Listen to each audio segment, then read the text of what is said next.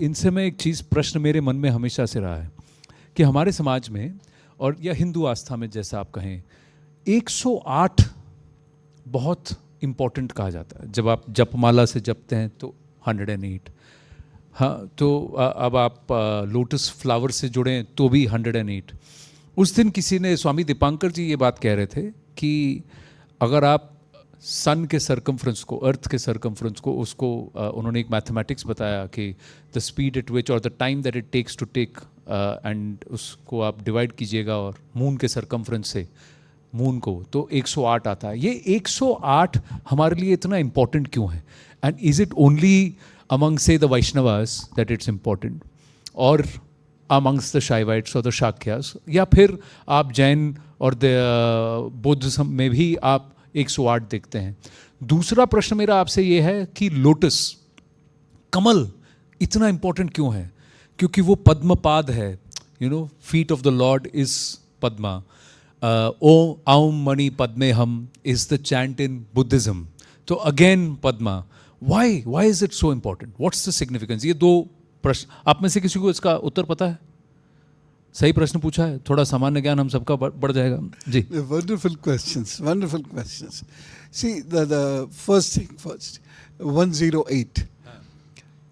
पूरी दुनिया में ब्रह्मांड से लेकर नाभि से और पूरे शरीर के चक्र और नाभि और हमारे मूलाधार चक्र से ब्रह्मांड तक, सूर्य की स्थिति तक, सब चीज़ें 108 के सर्कमफेरेंस में ही आती हैं। इसलिए 108 इम्पोर्टेंट है।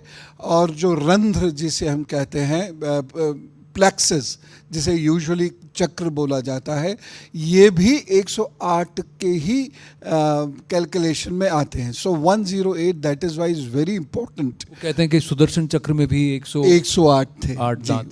बिल्कुल, तो वो 108 इसलिए इम्पोर्टेंट है। दूसरा जो क्वेश्चन है, वाई कमल, वाई लोटस?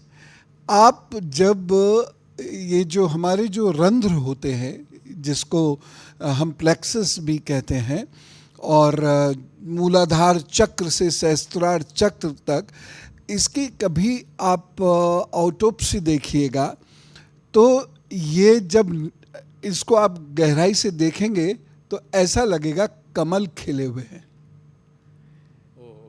इसीलिए उसको कमल ही मानते हैं। और जैसे जैसे उसकी पंखुड़ियाँ बढ़ती जाती हैं, जैसे मूलाधार चक्र में 1 है और सहस्त्रार में लाखों हैं, सहस्त्र हैं, तो जैसे जैसे उसकी पंखुड़ी बढ़ रही है, वैसे वैसे हमारी बुद्धि, बल, विवेक, ज्ञान ये बढ़ रहा है और हम दैवीय संपदा से जुड़ रहे हैं। इसीलिए कमल की इम्पोर्टेंस है। तो जितने कमल होंगे यानी व्यक्ति उतना ही ज्ञानवान होगा। इसलिए हमारे सभी देवी देवता कहीं ना कहीं कमल पर विराजते हैं, चाहे वो जैन पंथ हो, चाहे वो बौद्ध पंथ हो, चाहे वो कबीर पंथ हो, चाहे वो सनातन हिंदू पंथ हो, तो वो सभी लोग कमल पर ही विराजते हैं, क्योंकि यह ज्ञान का प्रतीक है। तो कमल किसी एक पार्टी से जुड़ा हुआ नहीं है, पॉलिटिकल एस्पेक्ट नहीं।